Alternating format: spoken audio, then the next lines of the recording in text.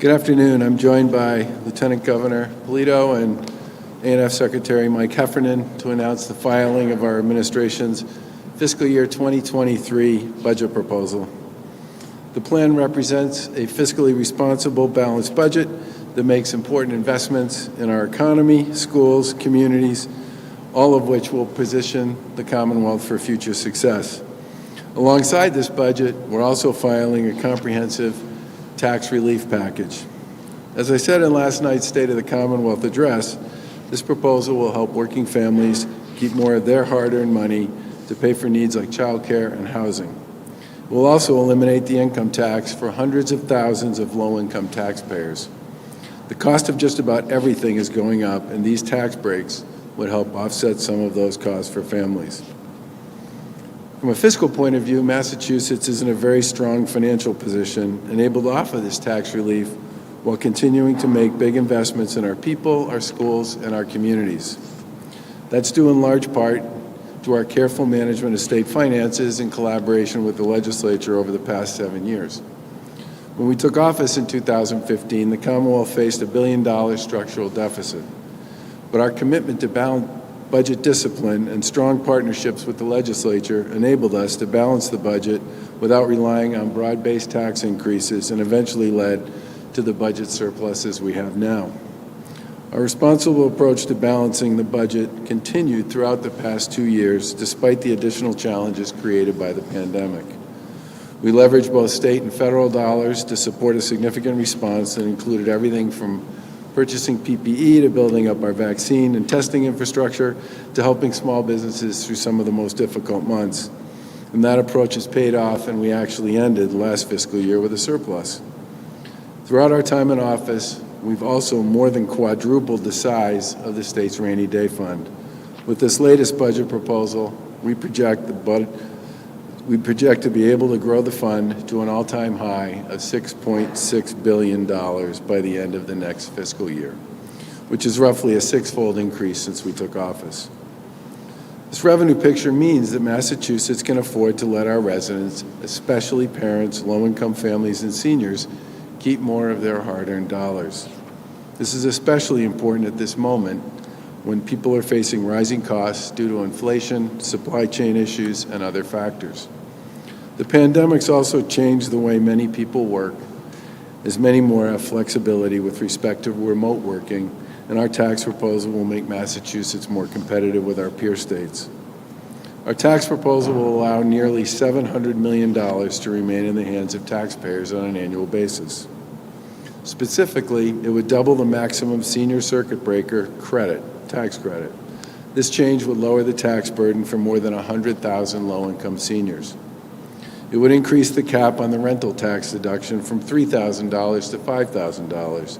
This would allow people who are renting to save approximately $77 million a year. It would help working families by doubling the dependent care credit, which would benefit more than 700,000 families in Massachusetts, and eliminating the income tax for thousands of low-income residents who still pay income taxes by establishing a different threshold to determine no tax status would benefit 234,000 taxpayers. Tell them, Margaret.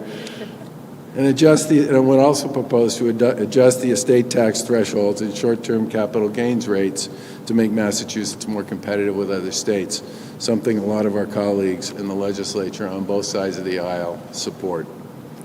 These changes would help people save money on housing and child care costs and provide relief for some of our lowest income residents.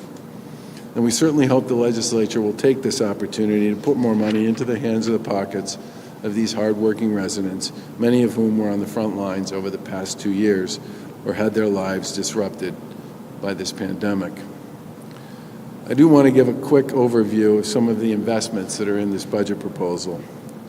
First, with respect to education, K-12 education, the budget makes big new investments in our K-12 schools to continue to fully fund the Student Opportunity Act, which will phase in substantial new resources over time.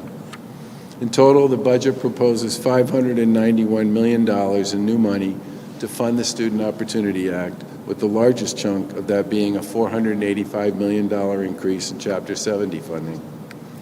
Another key investment related to education in this budget, we are proposing $156 million in financial and grants for college students, including $18 million to support an expansion of the Mass Grant Plus program. This expansion will allow all low-income in-state undergraduate students to attend public higher education without incurring debt for mandatory tuition or mandatory fees, the largest increase in financial aid in at least 20 years. The budget plan we're submitting today also includes significant new resources to modernize and expand our behavioral health system. For years, there's been a consensus that we need to prioritize behavioral health as much as we do physical health, and we've taken some important steps toward that goal over the past few years. We've increased spending on behavioral health by over $400 million over the past 5 years. And most recently, HHS Secretary Mary Lou Sutters and her team have been working with providers, advocates, and other stakeholders to develop a roadmap for behavioral health reform, which outlines tangible ways we can increase access to these services. Our FY23 budget includes $115 million to implement many key elements of this plan. It includes funding for a new centralized staffed behavioral health helpline available 24/7 to provide live support, clinical assessment, and connection to the right mental health and addiction treatment in real time. Readily available outpatient evaluation and treatment through primary care, supported by new reimbursement incentives, as well as a same-day evaluation and referral to treatment at designated community behavioral health centers throughout the Commonwealth.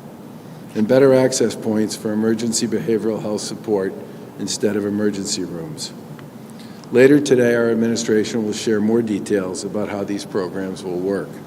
We're excited about the prospect of putting these funds to work to make a difference for those people who need access to behavioral health services and can't find them. Our budget also continues our historic investments to combat the opioid epidemic, which has been exacerbated over the past 2 years by COVID. We've already nearly quadrupled funding to combat substance misuse since we took office, and today's budget proposal builds on that work with $543 million across multiple state agencies to support prevention, education, treatment, and recovery programs that address the addiction crisis. Our budget's also proposing significant investments to help keep people in their homes as we work to deploy new funds to create new housing across the Commonwealth. Our comprehensive eviction diversion initiative has done important work in this area throughout the pandemic, distributing more than $500 million in state and federal dollars to support renters and landlords and keep people in their homes. Going forward, we're proposing an $80 million increase in the RAFT Rental Assistance Program to allow the program to significantly expand the universe it serves, an estimated 15,000 households, up from typically what was more like 5,000 a year previously. In addition, the ARPA spending plan that I signed back in December includes about $600 million for housing, much of it to support new housing production through programs like the Commonwealth Builder Program, which increases access to home ownership opportunities in communities of color. We look forward to putting these dollars to work over the next year and to making additional investments to increase housing production along the way. COVID also created significant challenges to our economic landscape. Our Future of Work report that we published last summer forecasts that upwards of 300,000 people will have to change jobs to deal with the changing nature of the economy over the course of the next decade. In response to these changes, we're focused on making sure people have access to the skill-building programs that will enable them to enter the high-demand fields of today and tomorrow. The FY23 budget plan continues to fund the Career Technical Initiative, which was supported by us and funded by the legislature last year, which helps more students and adults access vocational and technical training programs at our vocational high schools. The $18 million proposal for the CTI program complements a total of $200 million in ARPA funding provided by the legislature for reemployment and job training programs that we'll be rolling out later this year. This budget, we're also proposing over $50 million to fund key recommendations made by the Black and Latino Advisory Commissions that keep our focus on equity when it comes to our job training and career pathway programs. We convened these groups several years ago to guide our efforts to support communities of color around Massachusetts, and their insights have been invaluable across a wide range of areas. That over $50 million investment includes $23 million to support higher education and career pathways for high school students in underserved communities through our early college innovation pathway and dual enrollment programs. That's a really significant increase in what we've spent historically on programs that have been enormously successful in helping young people collect college credits while they're still in high school for free. Let me close with this. Over the past 7 years, we focused on making investments in Massachusetts families and communities while carefully managing our revenues so we can avoid tax increases on our residents, especially working families. Over that time, we reduced the income tax back to 5%, doubled the earned income tax credit, and have kept our promise to cities and towns to increase local aid funding consistent with the growth in projected state revenues. Lieutenant Governor Polito will talk a little more about that in a moment. With this budget, we're sustaining that same approach. The tax proposal we're filing today reduces the burden on low-income residents and lets families keep more money in their pocket to pay for things like housing and childcare. We look forward to working with our colleagues in the legislature as the budget process moves forward and hope we can take action with them to provide this important tax relief in this year to our taxpayers.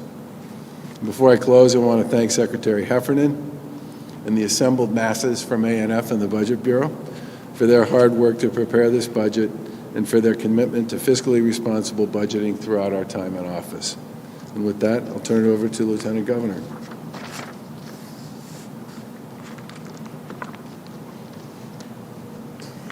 Good afternoon, and thank you, Governor. I'd also like to start by thanking Secretary Heffernan and the A&F team. He did an amazing job once again, many hours here, away from family, weekends, and time to put this budget together. We are very grateful for your commitments. As you all know, at the outset of our administration, we promised the cities and towns that they would have a seat at our table and that we would work hard to form a very strong partnership between state and local government. We also promised, relative to local aid, that we would increase aid to cities and towns consistent with the projected growth in tax revenues. Our commitment to local aid was part of that effort, and with this budget, we are proud to say that we again have followed through with that promise.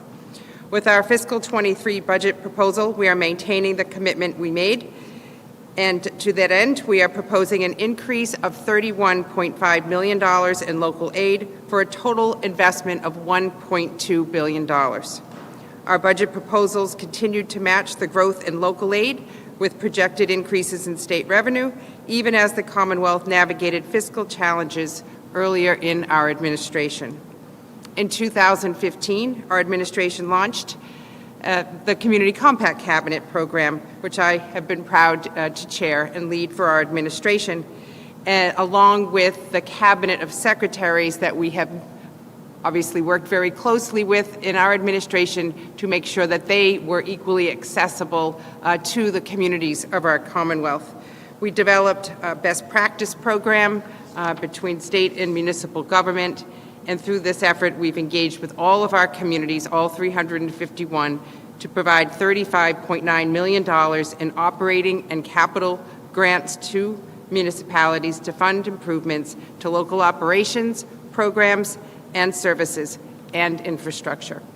With this year's budget proposal, we are proposing $6 million for the Community Compact program, an increase of $2.4 million over fiscal 22.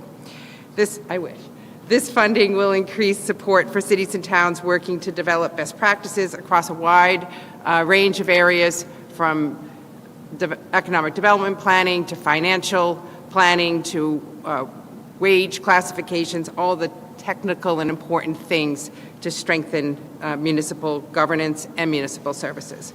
The budget also includes $4.8 million for the Public Safety Staffing Grant Program, managed by Executive Office of Public Safety and Security, and $3 million for the District Local Technical Assistance Program.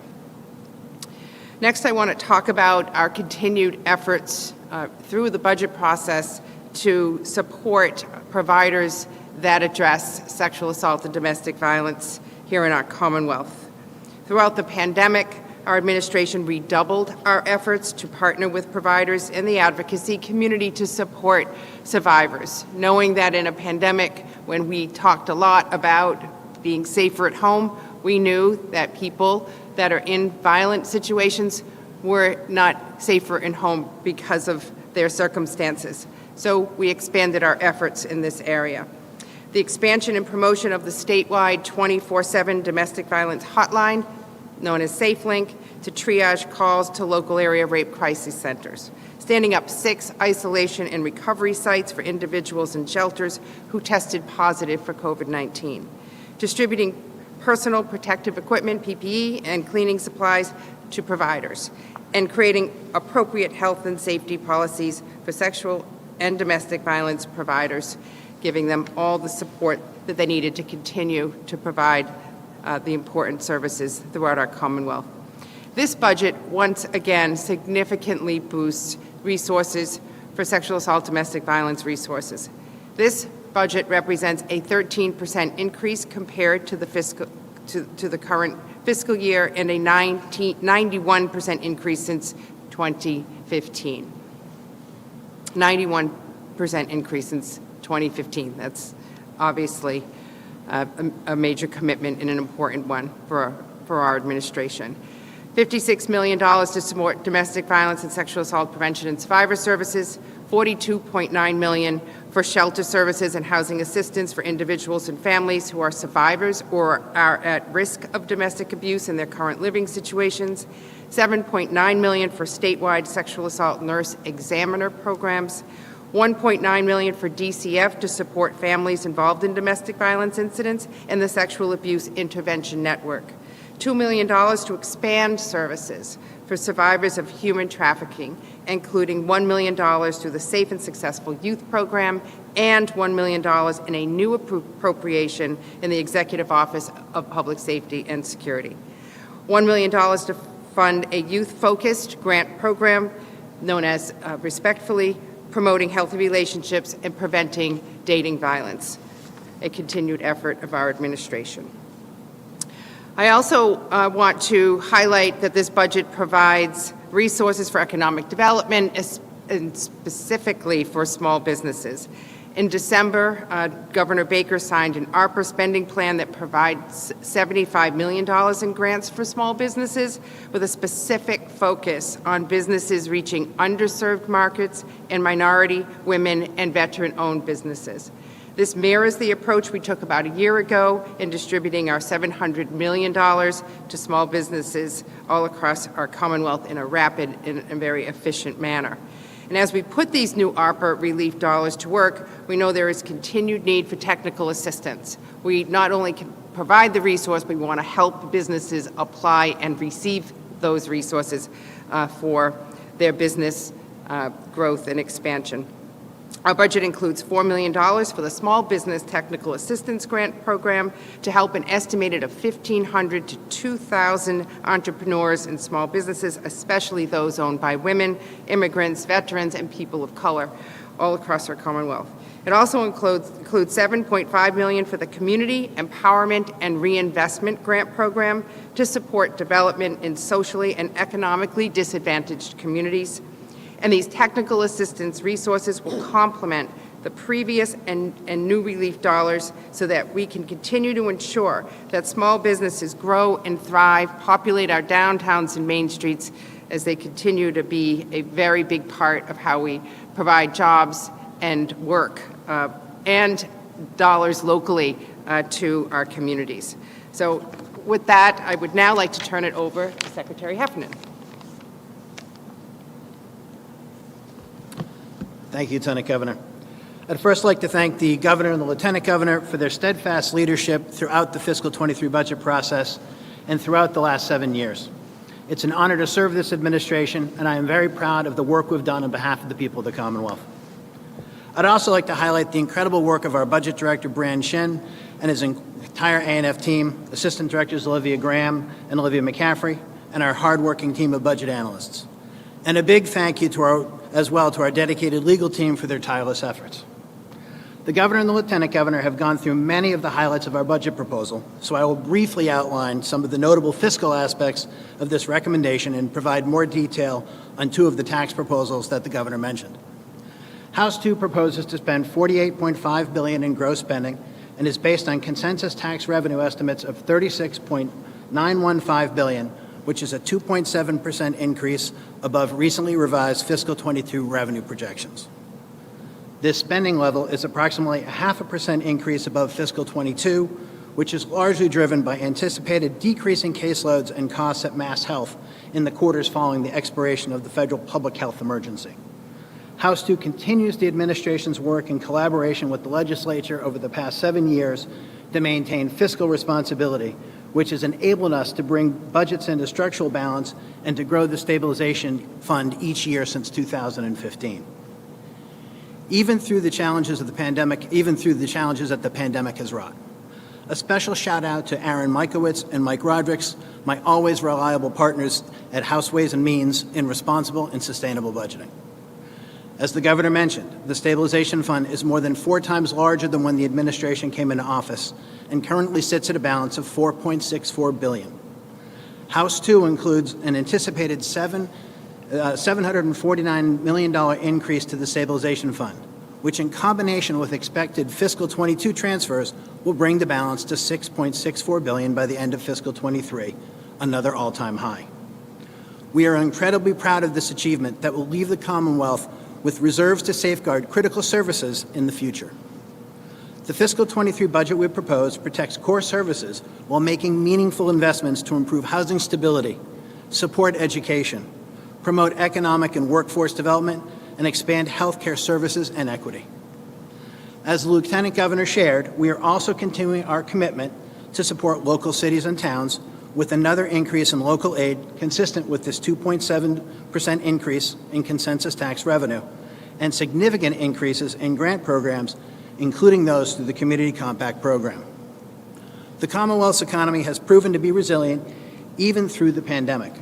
The healthy revenues we've experienced, in combination with continued careful management of state and federal COVID response dollars, have positioned us to provide even more relief for Massachusetts taxpayers. As the governor discussed, our companion tax proposal will reduce the tax burden for hundreds of thousands of hardworking families and low-income residents starting immediately in tax year 2022. And we're proposing 2 measures that will more align the Commonwealth with many other states in the U.S. to support our competitiveness and encourage our citizens to continue calling Massachusetts home. These proposals will, 1, reduce the short-term capital gains rate to 5%, in line with our other income tax rates, from its current rate of 12%. More than 150 filers across every income level paid short-term capital gains tax. Did I say? 150,000, sorry, across every income level in 2019. This is markedly uncompetitive compared with the rest of the country and acts like a penalty to the 60,000 middle-income investors who get hit with this tax every year. And this, because it's capital gains, has 0 impact to the fiscal 23 budget. We are also proposing doubling the estate tax threshold from $1 million to $2 million and eliminating the current cliff effects, which taxes the full amount below the threshold once it's been triggered. Massachusetts is one of only 17 states and the District of Columbia with some form of an estate tax or inheritance tax. And at the current $1 million threshold, the Commonwealth is tied with the state of Oregon for the least competitive and lowest dollar exemption threshold in the country. All of these tax proposals we put forth, in addition to a supplemental $250 million deposit into the pension system, are fully accounted for within our fiscal 23 proposal.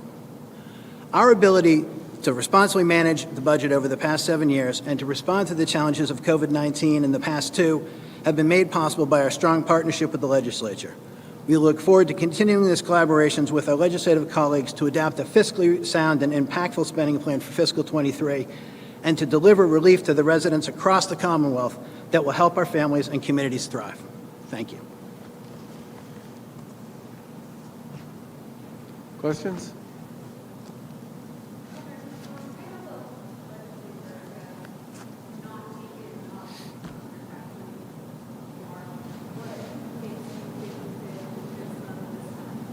Well, first of all, they have taken up some of our tax relief proposals, and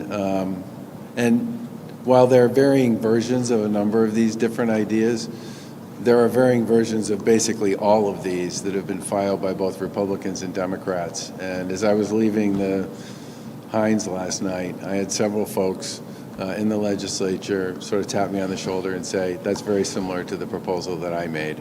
I think there's a lot of interest in some of these proposals because they are designed to do two very simple things. One is provide some tax relief to some people who I think most people would agree would benefit from it. And secondly, to deal with some very significant issues that play into our competitive position at a point in time when a lot of people are figuring out that they can live and work practically anywhere. And there are a lot of Dems and Republicans who support a variety of these proposals, some different than ours, but basically, conceptually, I think there's a fair amount of interest in this. How is the estate tax tied to the decision on where to locate? It's more like a decision about how you think your inheritance is going to be dealt with for your kids and your grandkids. And some of the people who are most interested in this estate tax questions are the state reps and senator on the Cape. And they're interested in it because they see more and more people basically deciding not to stay and to leave. And when they leave, what goes with them is not just their presence and not just their income and not just their taxes, but a lot of their philanthropic activity as well. Yes.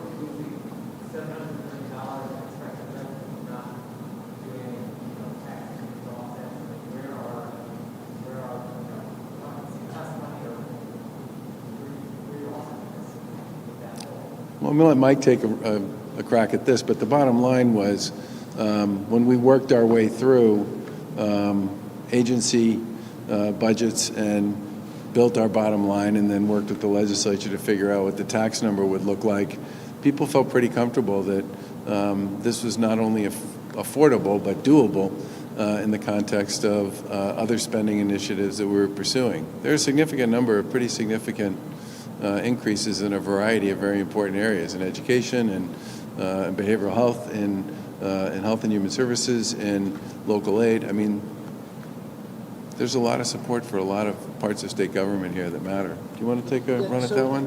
First of all, in taxes are not a zero-sum game.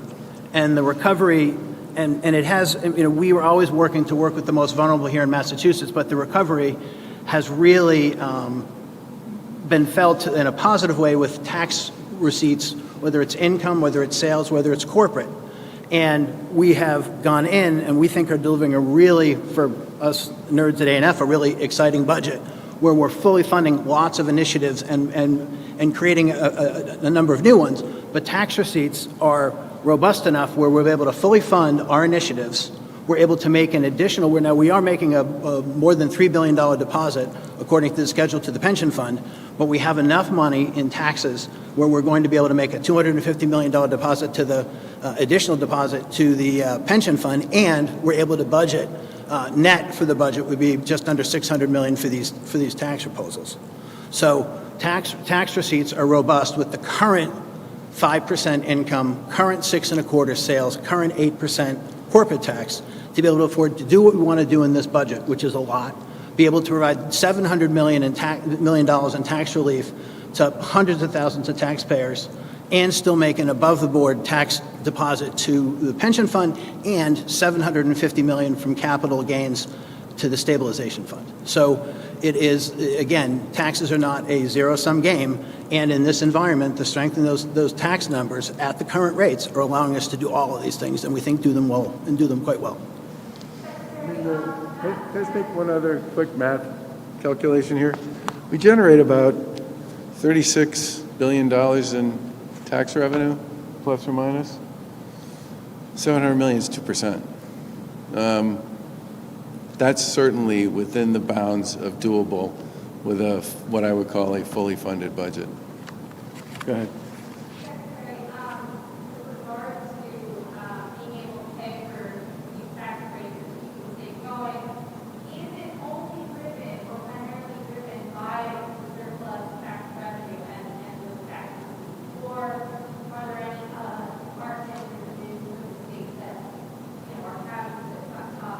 No, we have not sacrificed services or programs for this $700 million. Not at all. As a matter of fact, we've put a lot into this budget. We're doing a lot administratively. We're doing a lot programmatically that we've, better and bigger than we have done before. So there is not there are no broad-based tax increases somewhere else in the budget. There are no hidden cuts in this budget to make this affordable.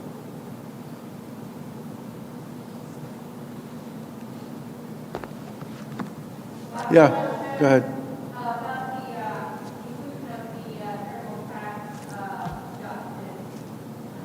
Which one? I'm sorry.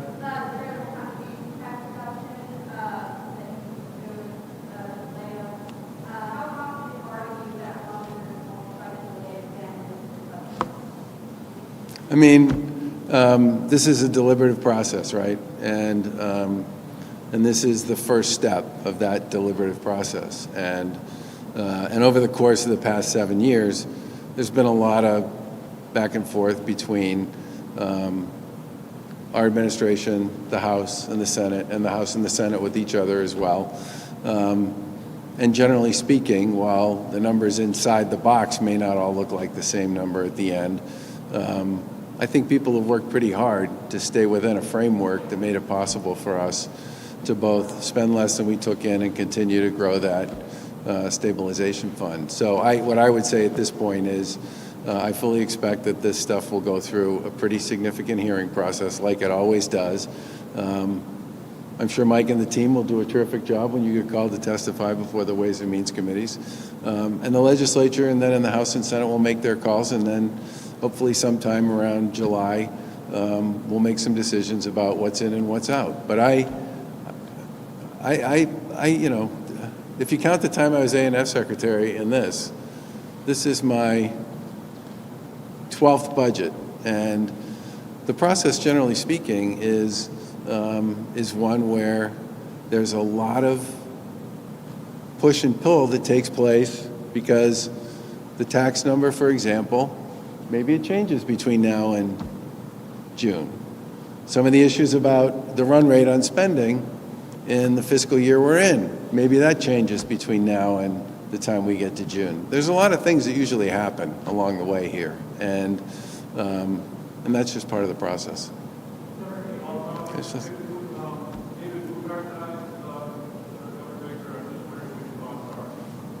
so David Mugar and his family's footprints are all over many philanthropic activities of one kind or another across the Commonwealth for literally decades. And many of them are things most people don't know about because, generally speaking, a lot of the family foundation work and a lot of the work that he did in that space never really got a heck of a lot of publicity about it. I found out about a bunch of it almost by accident. But the thing everybody should remember is the modern day 4th of July celebration that takes place at the Hat Shell, which went from being, and now I'm just speaking about my own personal observation as somebody who's lived here for 50 years, that went from being a really nice and kind of cool local event to becoming a national landmark of sorts after David Mugar and the Boston Pops and a whole bunch of other people got involved and turned it into one of the most spectacular celebrations of our nation's independence anywhere in the country. And but my point here is he has left a lot of legacy in a lot of places that most people probably don't know much about because he was a pretty quiet guy about that. But the 4th of July will be and always will be, in some respects, something that he gets to own a bit of personally. And I'm very sorry that this happened. It was pretty sudden.